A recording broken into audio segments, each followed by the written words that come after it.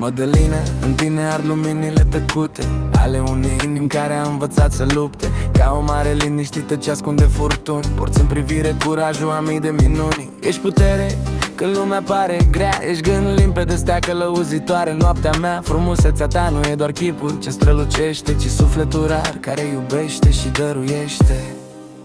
Să nu uiți vreodată cât ești de prețuită, respectată, admirată și profund iubită. În tine se adună tot ce un bărbat poate visa: inteligență, lumină și o inimă ce știe a ierta. De la 16 ani ai cunoscut iubirea, o iubire ce-a născut 3 suflete pure. Dar omul ce l-a iubit nu a știut să vadă cât de prețioasă ești și cât de mult contează.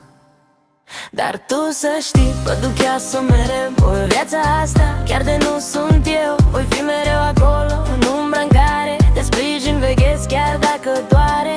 Știu că ești obosită și că asta e greu, dar eu sunt aici pentru tine mereu. Și chiar dacă viața alege să ne despartă, să nu uiți că rămâi pagina mea preferată. Ești grijulie atentă, mereu calculată, generoasă, frumoasă și poate alintată. Uneori complicată sau doar mi se pare, strălucești, miroși mai ceva ca o floare.